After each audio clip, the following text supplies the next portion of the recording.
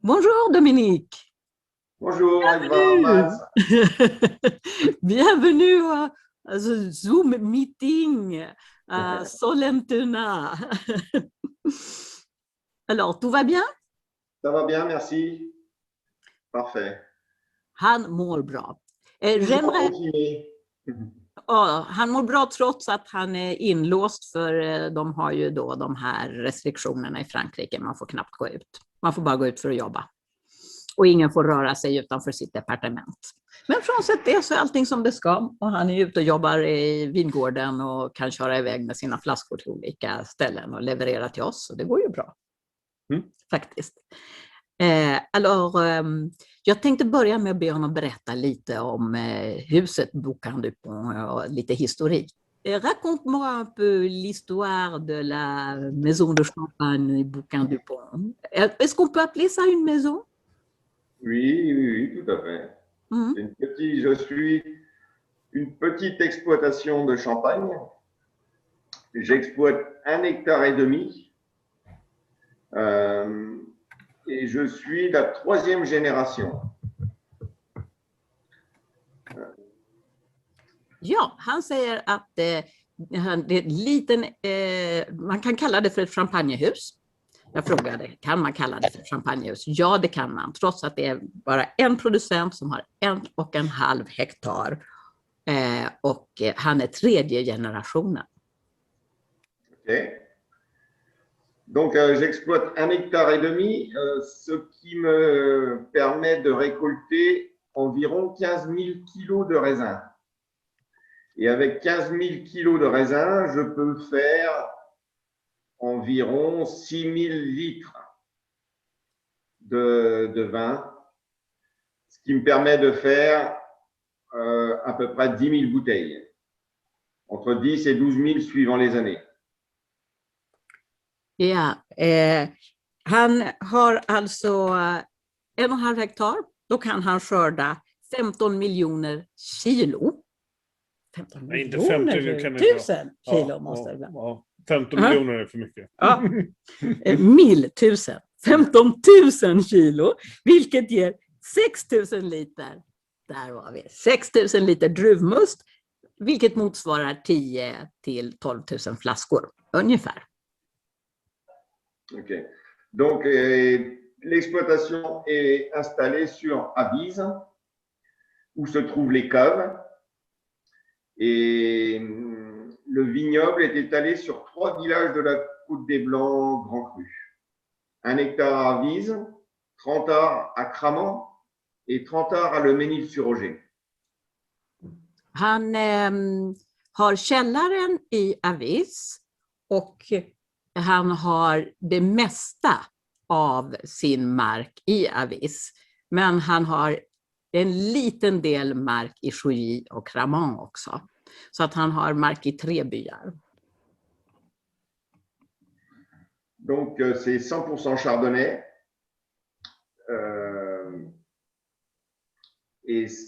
Donc, les chardonnays de la Côte des Blancs se plaisent sur ces terrains. Car le terroir de la Côte des Blancs est installé sur 40 cm de terre végétale. Et ensuite, ce n'est que de la craie. Et le chardonnay se plaît énormément sur ces terrains. Han odlar alltså bara chardonnay och det beror ju på att här i Côte Blanc så är ju marken väldigt väl ämnad för chardonnay-druvan. Det är ungefär 40 centimeter jord, alltså vegetariskt jord, vad ska man säga? Jordmån som ligger ovanpå kalken och under det är det bara kalk.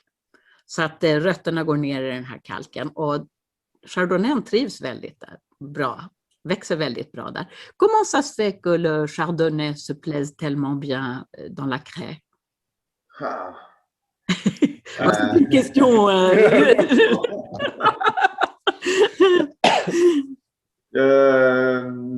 Le chardonnay a besoin d'humidité et la craie est perméable.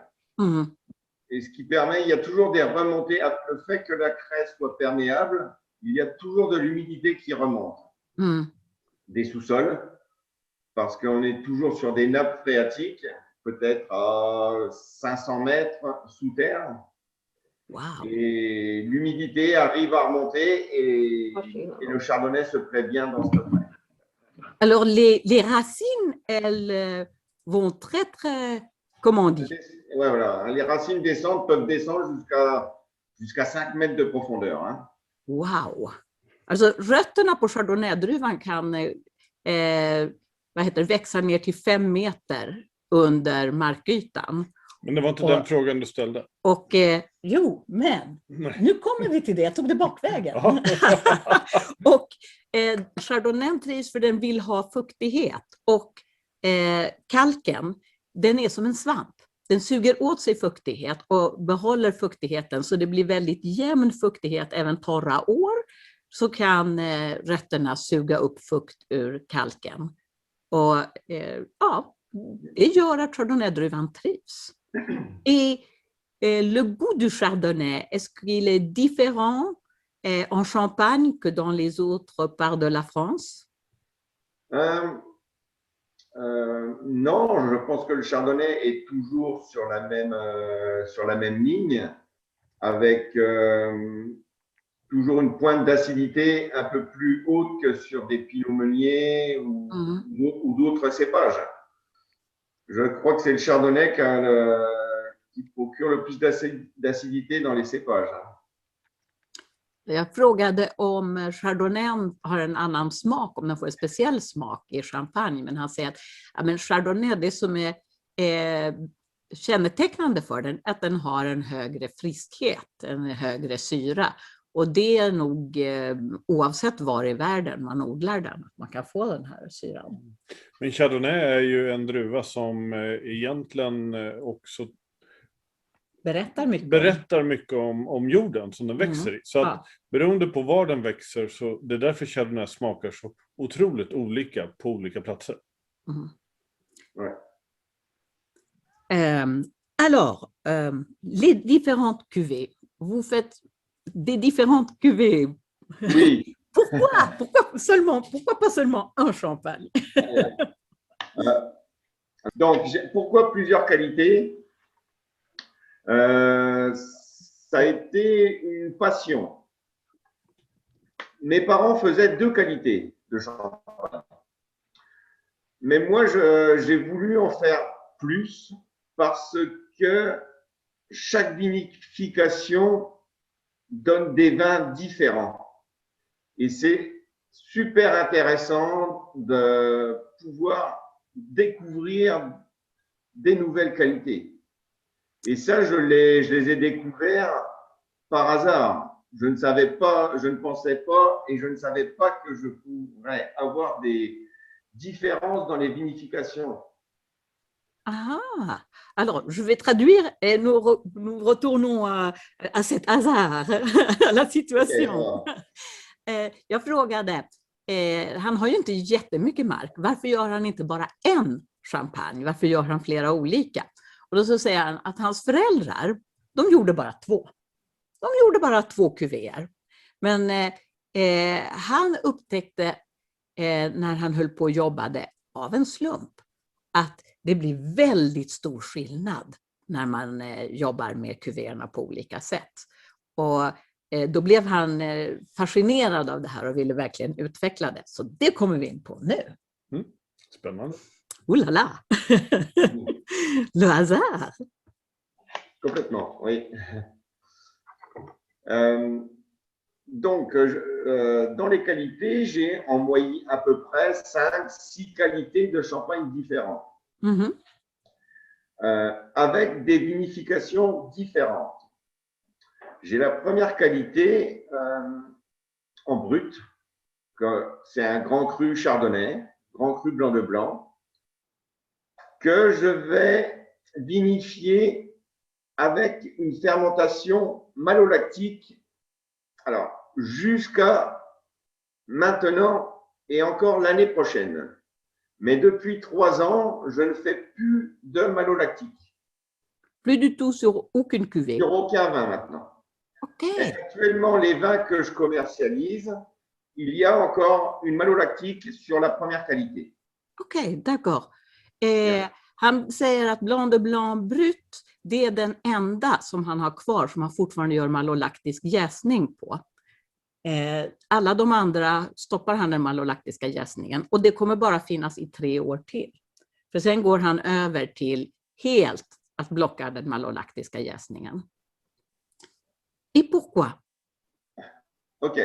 Pourquoi? Parce que je commence à avoir des vins, je commence à avoir de plus en plus de stock en vin. Des vins qui vieillissent et des vins qui ont besoin d'acidité, pour pouvoir vieillir plus longtemps.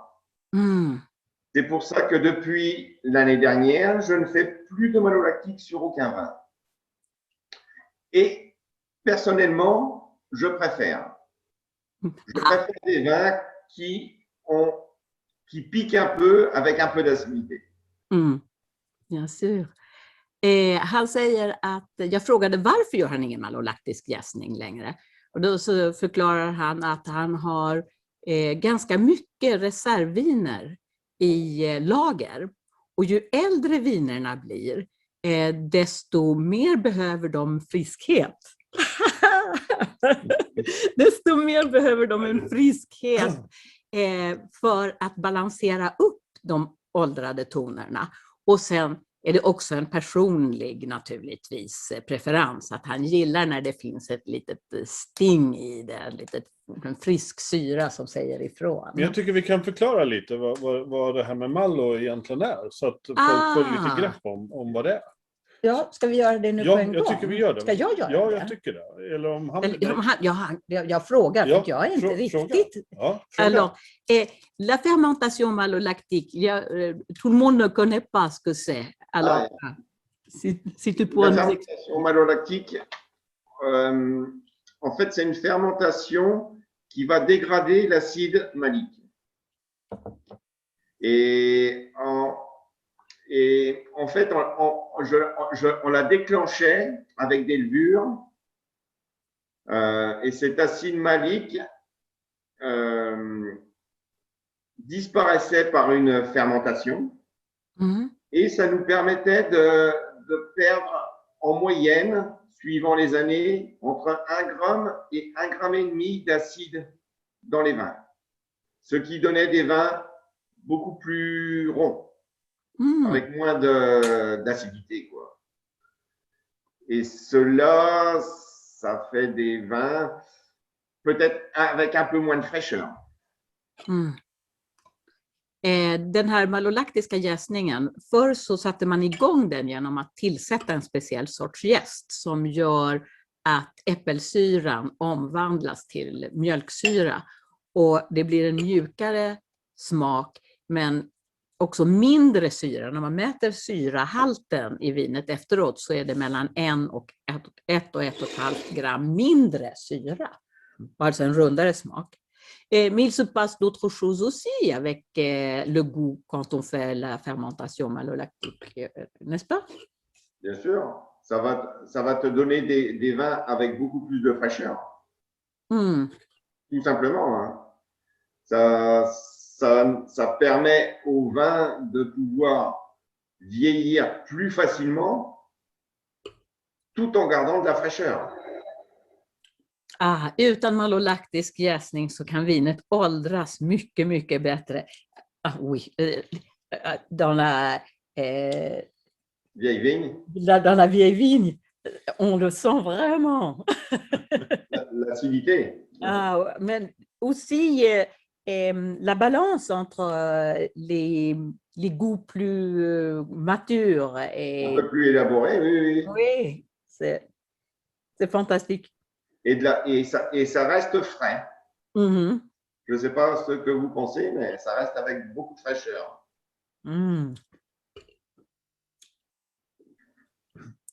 Mais aussi, il y a d'autres choses qui sont spéciales avec les vins de chez vous, n'est-ce pas? Dans le process. Oui, alors, moi, mes vinifications, on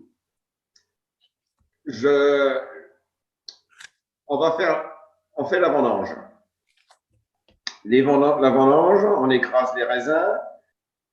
Le jus de raisin se transforme en vin et il va y avoir de la lie, de la boue de vin. Et je vais laisser les vins 9 mois sur ce lit. Donc, je ne fais pas de soutirage, je ne fais pas de filtration et je ne fais pas de passage au froid.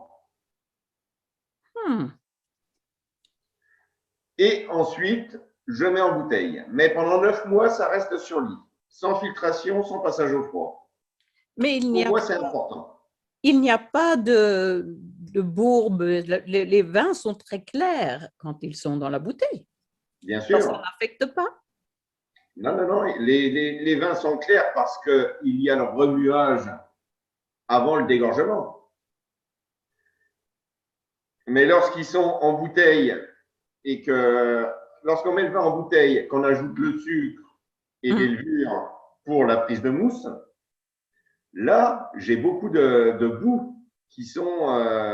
les vins vieillissent sur lit à la cave. Pendant la vieille vigne, ça va vieillir 6 ans. Les millésimes, ça va vieillir minimum 10 ans. Et là, il y a beaucoup de boue. Mais après, lorsqu'il y a le remuage et au dégorgement, les vins sont clairs. Mais j'ai certainement plus de boue dans les vins, dans les bouteilles sur latte, que d'autres vignerons qui font une filtration et un passage au froid. Jag frågade, jag sa att det är andra saker han gör, förutom att han blockar den malolaktiska jäsningen eller inte genomför den, så är det mycket annat han gör som är speciellt. Ja, säger han. Först är det skörd, sen är det pressning, sen jäser vinet, sen får det ligga kvar på fällningen. Han filtrerar det inte, utan det får ligga i 9 månader på det här, vad ska man säga, det här grumsiga resterna från druvpressningen. Det är liksom ingenting som har tagits bort. Och han säger att det ger vinerna jättemycket smak. Och då sa jag, men vinerna är ju så klara och vackra och fina i glaset. Det är ingenting som kommer ner. Nej, naturligtvis inte. Därför att vi har ju, när man gör champagne så tillsätter man ju socker och jäst i vinet för den andra jäsningen för att få bubblorna på flaska. Och sen gör man den här remuagen som ni kanske känner till. Man reser sakta under vridning flaskan upp så att allt skräp hamnar nere vid korken. Och då försvinner ju det.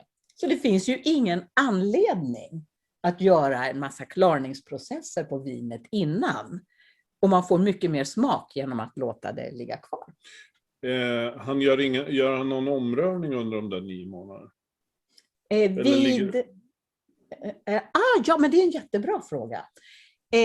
Pendant que les vins sont 9 mois après, oui, en cuve, est-ce qu'on fait du bâtonnage, quelque chose où on les laisse tranquilles?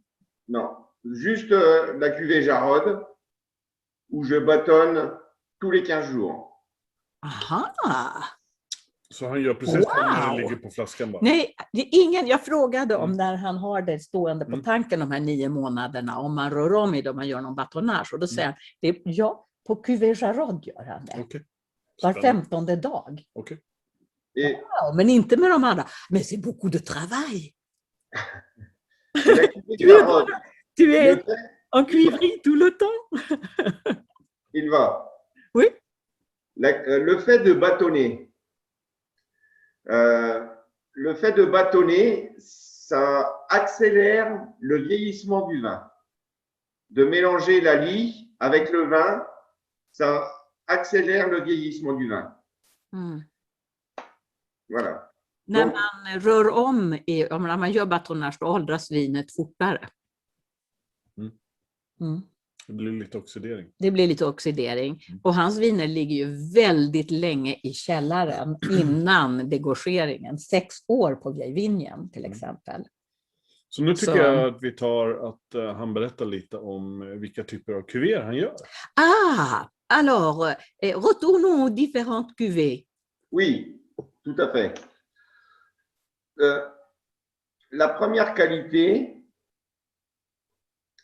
c'est un vin qui va rester, donc c'est un chardonnay grand cru, qui va rester 4 ans sur latte. Vous connaissez sur latte? Oui. Voilà, la bouteille sur lit, ça va rester 4 ans. Ensuite, il y a une autre qualité. La première qualité, c'est le blanc de blanc brut. Blanc de blanc, grand cru brut.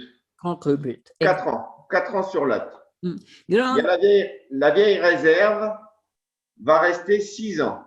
Ok, il faut que je traduise. Blanc de blanc brut, den ligger 4 år på jästfällningen. Och vieille réserve, la vieille réserve, c'est 6 ans. C'est 6 ans. Attends, si tu veux, en fait, la première qualité, le grand cru blanc de blanc, brut, c'est un assemblage de 2 années. 1/3 de la récolte 2015 et 2/3 de la récolte 2016. Och blanc de blanc brut, grand cru, är också 1/3 från 2016-2015. Tout à fait. Ouais, 2006, 1/3 från 2016, 2/3 från 2015. Den gör han även zero dosage. Ah oui, et le dosage, vous décidez après. Alors, tu fais aussi un zéro dosage du grand. Je fais zéro dosage, oui. Och vad är det i den vanliga? Ah, et celui qui n'est pas zéro dosage, c'est combien de grammes de sucre? C'est pour le brut, c'est 5 grammes et demi. 5,5 gram i den vanliga bruten. Och den andra är 0. C'est du sucre de canne. Och det är rörsocker han använder. Donc ça, c'est pour la première qualité, pour le grand cru blanc de blanc. Pour la vieille réserve, c'est un assemblage de 2 années, 1/3 2012 et 2/3 2013. Et là, le dosage est à 2 grammes. 2 gram. Vieille réserve är då 1/3 från 2012 och 2/3 2013. Och det är 2 gram dosage i den. Och 6 år på flaska. Och 6 år på flaska. Tack. Ja, bra. 6 år på fällningen. Bra. Stämmer bra. Ska vi flicka in en fråga? Hur det kommer sig att han var huschampagne på Les Avisés och att de valde den här. Mats, il veut demander comment ça se fait que le restaurant Les Avisés a choisi la vieille réserve. Parce que c'est un très bon vin. Bien sûr. C'est des amis à toi? Ah, je ne les connaissais pas au départ. C'est vrai? Après, je pense, les 4 premières années, les Avisés prenaient un vin à Bouzy. Et après, ils sont venus chez moi, ils m'ont demandé de déguster mes vins et depuis 4 ans, je suis à la coupe chez eux. Mais on se connaissait de vue, bien sûr, mais pas intimement, hein, parce qu'on n'était pas des amis. Voilà. Vi frågade nu hur det kommer sig att restaurang Avisé har hans champagne, just den här. Det är Celos hotell. Ja, och för er som inte känner till så är det alltså Anselm Celos hotell. Ja. Och de kan ju inte ha hans champagne, för det gör han ju så lite av, så det kan de inte servera på glas. på restaurangen. Så därför har de valt den här. Från Som början, görs i ännu mindre upplagen. ja, som görs ännu färre. Ja, det här är ju helt galet. Men hur som helst så frågade jag varför. Det är för att det är ett väldigt bra vin, säger Dominik. Det tycker jag, det är så underbart. De kom till honom. De första åren så hade de en champagne från Bouzy på glas. Men sen nu, de senaste 4 åren så är det hans champagne som gäller. Ett hotell i Avis har från Bouzy, Exakt. det funkar inte. Oui. Ouais. C'est pas possible d'avoir un champagne de Bouzy quand on a un restaurant et un hôtel. Ah oui, ça c'est... Bien sûr qu'ils veulent acheter le champagne chez toi. Et puis, tu as raison. Vad har de mer C'est för kuvér? fantastique. Sen har han millésime. Ah, et après ça, le millésime, n'est-ce pas? Après la vieille réserve, il y a la vieille vigne. Ah oui, la vieille vigne. Den som vi provar nu. Ja, Voilà, tout à fait. Voilà. Donc, Ja. la vieille vigne, la vieille vigne. Ce je soir. t'en parle rapidement. C'est Oui. un Solera, la vieille vigne. Mhm. Actuellement, celle que vous dégustez, c'est un Solera depuis 2008. Et de 2008 jusqu'à 2015. Mhm. Voilà. Le vin, il y a un tiers de 2015 dans la bouteille que vous buvez. Et le reste, c'est un assemblage de 2008, 2009, 2010, 11, 12, 13, 14. Tu ajoutes un tiers chaque année? Chaque année, voilà. Chaque année, un tiers, pas Chaque pas année. la moitié. Ah, ça dépend, ça dépend. Ça Mais- dépend. Parce que je faisais 800 bouteilles de vieilles vignes jusqu'à l'année dernière. Maintenant, j'en fais 1500, le double. Wow, bravo! C'est bon pour nous parce que c'est très, Voilà, très c'est parce bon. que Nous pouvons en je vends tout. Han säljer slut på allt av vieillevinen, säger han. Det är en Solera som har legat sedan 2008. På senaste årgången är 2013, på den som vi dricker nu. Och där är det en tredjedel 2013. Och då frågade jag, Solera, då brukar man tillsätta hälften, men du sätter bara till en tredjedel. Och då säger han, ja, det beror lite grann på åren. Från början så gjorde jag bara 600 flaskor om året, men nu gör jag 1200 flaskor. Och jag säljer allt. Efterfrågan har ökat, jag säljer allt. Den görs i 2 varianter också. Den görs i zero dosage. Et il y a un zéro dosage et un extra brut. Zéro dosage, c'est en fait sur 800 bouteilles de vieilles vignes, je écartais 100 bouteilles que je mettais de côté et que je sortais 5 ans plus tard.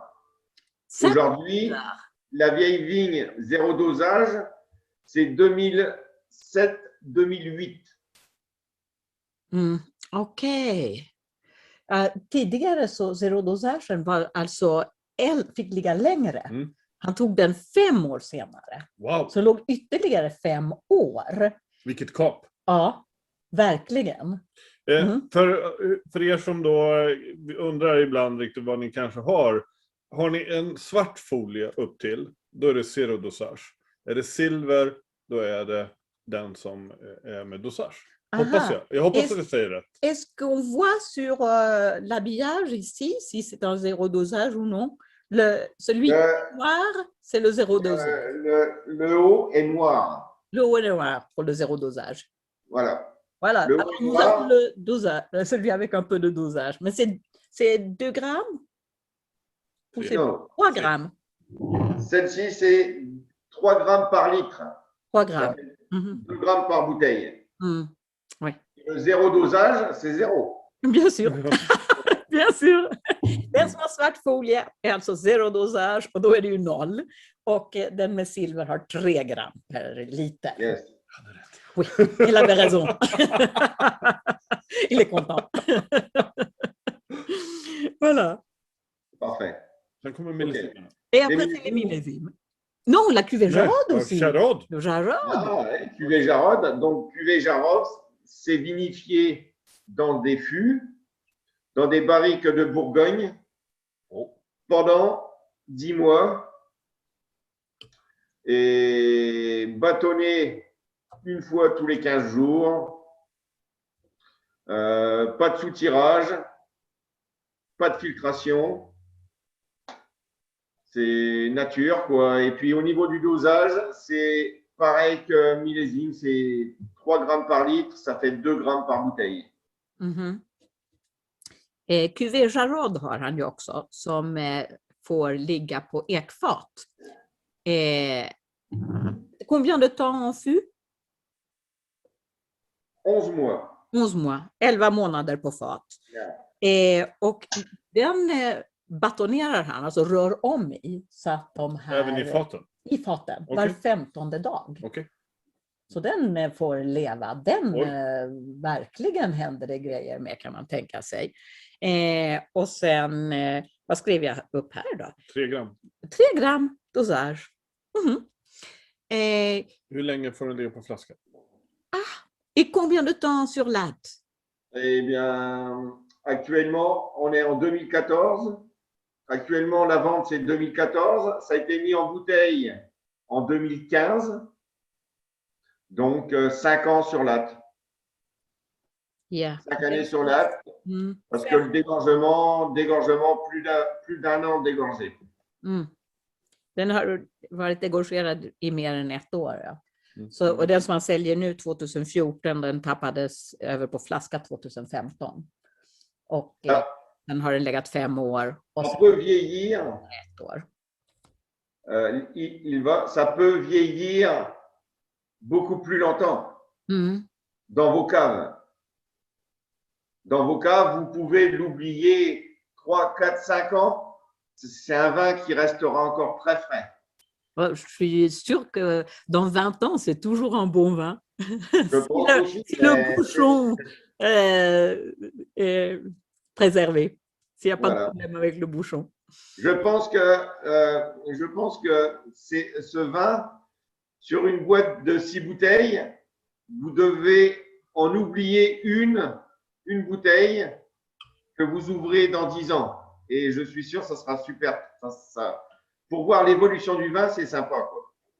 Han tycker att Cuvée Jarod, den ska man spara i källaren. Man ska glömma den i källaren.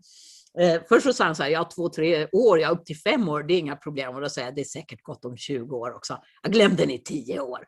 Köp en låda på 6 flaskor och den sista, den dricker ni om 10 år. För det är ju spännande att se evolutionen, det som händer i vinet. Då kommer vi äntligen till millesimerna och det finns några äldre årgångar faktiskt att komma över. Ja, det finns det. Ja. Men vi vet inte hur många Cuvée Jarod han gör. Nej, det har du inte frågat än. Kanske... Et la production totale de Cuvée Jarod? Combien de bouteilles? 600 bouteilles. Han gör 600 flaskor om året. Voilà.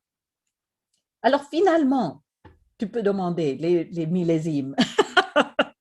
La question sur les millésimes. Les millésimes, ça reste toujours dans la même politique de mes vinifications.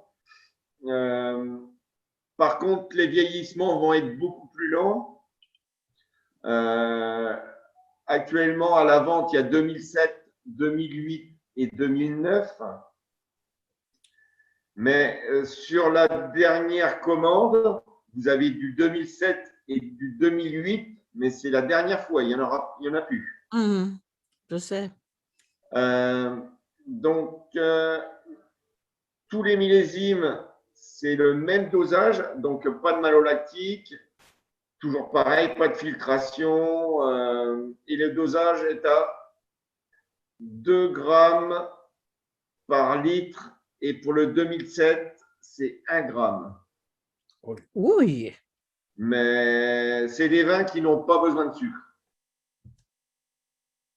Ils n'ont pas besoin de sucre, de dosage. Mais j'en mets un petit peu quand même. Mais pour moi, ça n'aurait pas besoin de sucre. Han tycker att det egentligen behöver inte tillsätta någon dosage, men han tillsätter lite i alla fall. Men pourquoi, si tu penses que c'est pas nécessaire? Disons que le sucre va arrondir Parfois sur les vins, il y a une petite pointe d'amertume en fin de bouche. Et avec un gramme de sucre, c'est disparu. Il n'y a plus. Okej. Le sucre va quand même pour moi, le sucre à très peu, à petite dose, bonifie le vin. Va apporter du plus au vin. Mais un tout petit peu. Petit en sucre. Det ska vara väldigt lite socker. Han säger han säger det behövs nästan inte. Och då säger jag, men ändå så tillsätter du lite. Ja, ibland kan det finnas en liten bitterhet i eftersmaken på vinet. Och sätter du till lite socker så försvinner det automatiskt. Alltså det är bara, då känner du inte det. Och så ger det en lite större fyllighet, en liten förbättring. Men du har inte berättat om, han sa massor i början som du... Jag sa, han berättade att eftersom det är årgångsviner så tar de ju slut. Och nu senaste gången så fick vi köpa 2007, 2008 och 2009, men 2007 och 2008 är ju slut redan. 7 också? Ja, det kommer inte finnas några fler till nästa beställning. Så då får vi... mais quels sont les millésimes qui viennent pour la prochaine commande? 2010. 2010. Et il reste encore des 2009. Oui. 2009, à peu près 500 bouteilles. Et 2010, on va partir sur 900 bouteilles. Voilà. Men jag har en fråga. 2010 kommer han att göra Là, le 2010, ça a été dégorgé. Ça a été dégorgé au mois d'octobre. För det är så här att han släpper 14 nu. Av Jarod, ja. Nej, Millésim. Millésim fick vi ju... Du har gav mig de uppgifterna, men jag ska inte säga det. Nu säger jag fel. Ja, men det var Cuvée Jarod som var 2014. Då har vi beställt fel grej. Men skitsamma. Så att 2010 är den Millésim som kommer släppas. Ja, som degorgerades i oktober. Ja. Bra. Det ligger en 14 uppe i butiken som vi inte vet vad det är då. Men då är det Jarod. Mais le 2014, c'est la Cuvée Jarod, n'est-ce pas? Oui, c'est ça. Oui. För 30. Vous ne connaissez pas? Ta inte det sen. Nej, vi tar det sen. Parce que nous avons mis nous en avons acheté. Oui. Oui. Là, il y a 6 bouteilles de 14 qui sont parties chez Gimonet. Exactement. Det var Cuvée Jarod vi köpte. Bra. Parfait. Jag har ingen aning. Det är jättebra. La cuvée Jarod, il va y avoir beaucoup plus de fraîcheur. Mais tu as dit avant qu'avec le bâtonnage, le vin vieillit plus vite. Oui, c'est vrai. Quand même, la cuvée Jarod, nous pouvons la garder pendant des années et des années. Bien sûr. Non, mais vieillir plus vite, c'est un grand mot. Oui. Ça accélère un peu le vieillissement du vin, mais ça va rendre le vin plus costaud, plus mature. Mais ne t'inquiète pas, la cuvée Jarod est très fraîche, beaucoup de fraîcheur. Jag frågade. Moi, personnellement, c'est la 3e cuvée Jarod que je sors. J'ai fait 2012, 2013 et là, aujourd'hui, 2014. Et le 2014, je l'aime beaucoup parce qu'il a beaucoup de fraîcheur. Jag frågade, han sa ju att när man gör batonagen att vinerna åldras snabbare, och den här Cuvée Jarod, den rör han ju om i var 15:e dag och håller på och batonerar. Åldras den inte då? Nej, den har väldigt mycket fräschör, säger han. Att åldras kanske inte är riktigt rätt ord. Man ska väl säga så här att det ger vinet mycket mera kraft och fyllighet. Det blir liksom mer kraftfullt helt enkelt. Man lyfter ut. in en massa kraft i det. Spännande. Nu är det dags att prova. Ah oui! Dégustation. Ja, det är viktigt. C'est important de déguster aussi. Bien sûr. Och en repetition. Répétition. Ja, Ja. 2008 till 2013. Vieille vigne. Hur många flaskor? Alors, répétition. C'est le 2008 à 2015 dans le Solera, n'est-ce pas? Et c'est un tiers de 2015.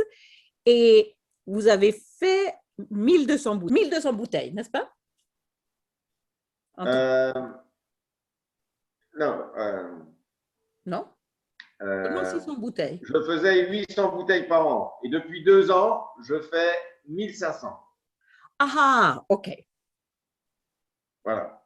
Bon. Et là, cette année, je fais le tirage le 26 avril. À la fin du mois, je fais le tirage. Je prendrai des photos vidéo. Oui! Vous voyez des fois sur Facebook, je mets de l'actualité. Oui. Ok. Man lägger upp ibland på Et là, Facebook. cette année, je fais 3000 bouteilles vieille vigne. Ah, i år kommer han att göra 3000 flaskor. Och han kommer att visa, han kommer att göra en liten film när han gör tiragen. Det vill säga att när han tappar det på flaska och tillsätter jäst och socker och på med kapsylen för att det ska Vi fick bli fortfarande mousse. inte veta hur många 2013 han gjorde. Jo, det var 1500. Ja, vad bra. Det var 1500 Tack. flaskor. Han ökar produktionen. Vad ska man äta, dricka? Vad dricker man det här till? Ah! Quand est-ce qu'on boit les vieilles vignes? Avec un repas, comme apéritif? Qu'est-ce qu'on mange avec? Oui. Donc, on peut le prendre à l'apéritif. Tous les chardonnays, je pense qu'on peut les prendre à l'apéritif. Mais la vieille vigne, on peut la prendre en début de repas sur des poissons, sur des crustacés. C'est ça le mieux, je pense. Sur du poisson et des crustacés, je pense que c'est ça le mieux. C'est comme Après, ça. pour des personnes qui aiment faire des repas tout au champagne, on fait à l'apéritif un 0 dosage sur la première qualité, sur le grand cru blanc de blanc. Celui que vous prenez en brut, je le fais en 0 dosage, en 0 sucre. Après, s'il y a des huîtres ou des crevettes ou un poisson, la vieille vigne. Et après, sur de la viande blanche, un poulet ou de la viande blanche, c'est possible de prendre un millésime. Un 2009, le 2009 peut aller sur une viande rouge. Han tycker att om man vill äta, om man vill ha champagne genom en hel måltid, då börjar man med Blanc de Blanc Grand Cru som en aperitif. Och då tar man gärna zero dosage. Det tycker han är det bästa. Sen tar man vieille vignen till fisk eller skaldjur som förrätt. Och om man vill äta vitt kött så kan man ta en millésime. Men 2009 fungerar till och med ett rött kött, för den är så pass kraftfull. Håller med. Så nu har vi fått de mattipsen, nu vet vi. Ah, et la vieille réserve.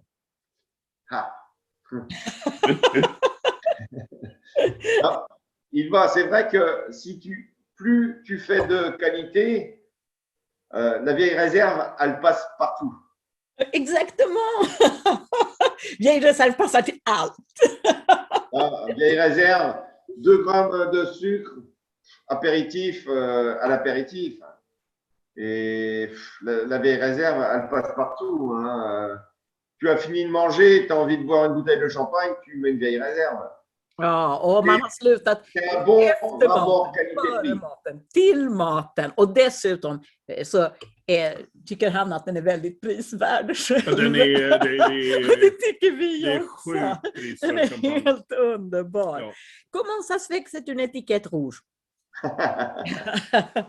Varför är etiketten röd, frågar jag nu. Pourquoi pas?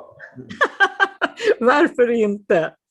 Men en fait, compris. Oui, explique. Mes parents faisaient vieille réserve avec une étiquette verte. Oups.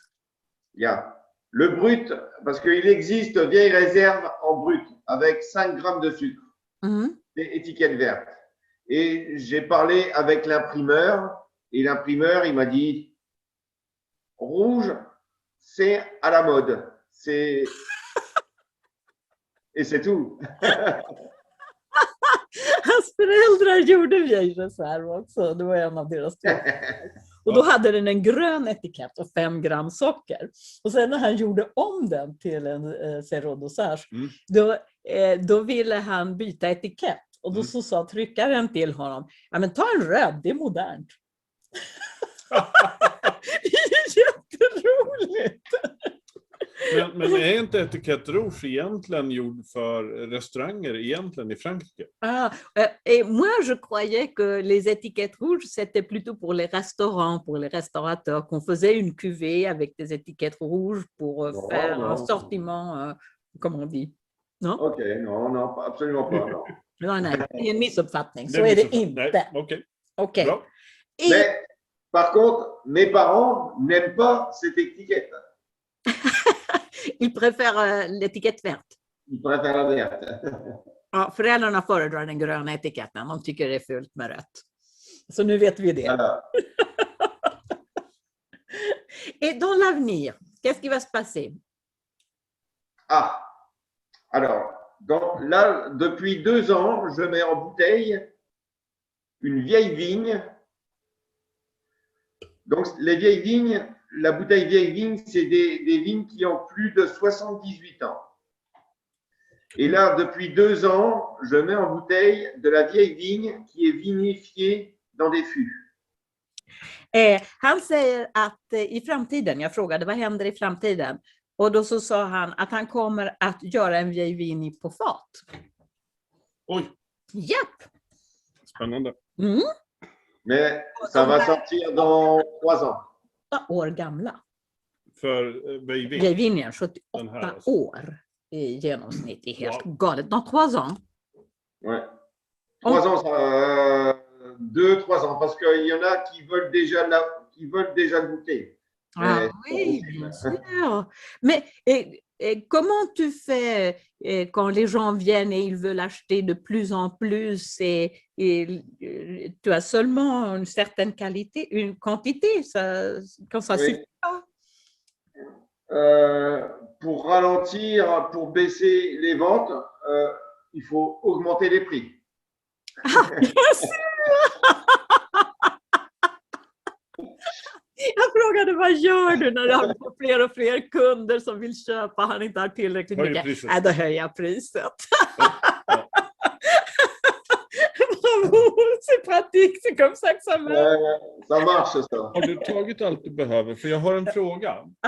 Maintenant il y a une question d'un interlocuteur. Det är så här att vi har fått en fråga angående klimatet. Just nu så har vi ju hört att det är frost och det nere i Champagne. Eller i varje fall i Bourgogne. Men jag har ingen aning hur det är i Champagne. I södra Champagne har det varit jättemycket frost. Nere i Aube, -7 grader. De har jätteproblem, förlorat 50% av skörden. Men hur har det varit i Cote Blanc-området?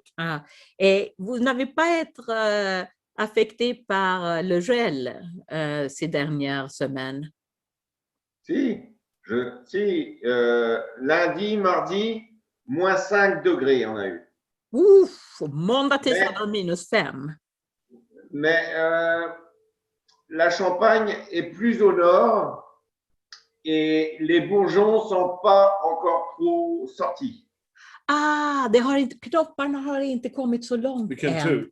Eftersom det ligger längre norrut. Så att det är bara i södra delarna, där nere i Åbdalen, som de har haft problem. Oj. Så att han har haft tur. Quelle chance! Mais ils annoncent encore de la gelée semaine prochaine. Men det ska bli frost igen nästa vecka. Encore 2 jours. Et ça peut vous faire des problèmes? Oui, ça peut bien sûr. Oui. Il y a toujours des risques parce qu'ils annoncent, en fait, ils annoncent de la pluie ce week-end. Et aussitôt, lorsque les sols sont mouillés, il gèle beaucoup plus rapidement, même si la température est -1, ça peut geler. Oh. Que la semaine dernière, lorsqu'il a gelé, les sols étaient secs. Et donc, on a moins de risques, on avait moins de risques. Que là, la semaine prochaine, ça risque d'être plus dangereux.